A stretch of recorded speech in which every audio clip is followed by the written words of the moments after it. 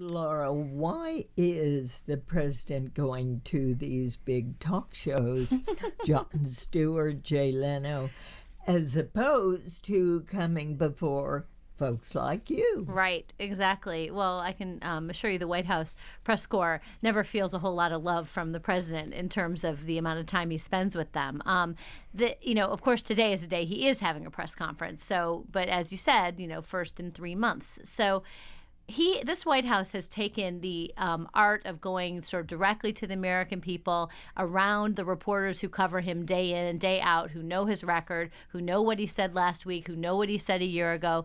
He has gone around them repeatedly. Sometimes he does that by going to very specialized media, say a Hispanic media or a local TV station that's going to have very specific interests that he wants to speak to. Sometimes he does that by going to entertainment outlets like Jay Leno, although to Jay Leno's credit, he did ask a lot of very serious questions. But it still is not the level of precision and ability to hone in on the details of things that you would get from a reporter who's covering the administration day in and day out, and who doesn't have to worry about sort of being funny in between the questions. So, I mean, I'm not dissing Jay Leno at all. I think he did a great job, but it's never going to be the same.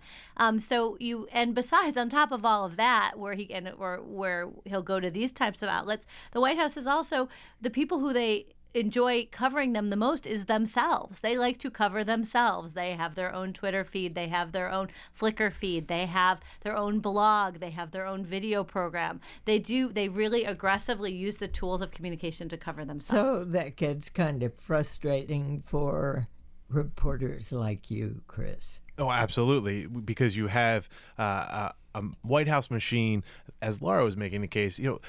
This president had the first videography who followed him around, and they were able to make all kinds of videos that they could put up on YouTube, that they don't need the nightly news anymore, and they're not getting the kinds of pointed questions that reporters love to give the president. And that's on purpose because, when Jay Leno asks a question, the president can answer it and Jay Leno will move on. Whereas a reporter is going to go, well, what do you mean by that? And and I need to really pin you down here. Press conferences, you don't get too much of an opportunity to follow up. But you get a sit down.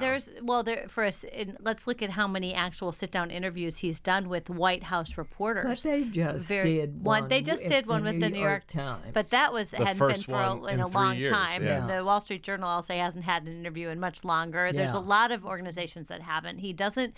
I'm not saying he never does it. He does do some of it. It's just not what they like to do. It's what they. And if you ask them, and with a very select number of organizations, right?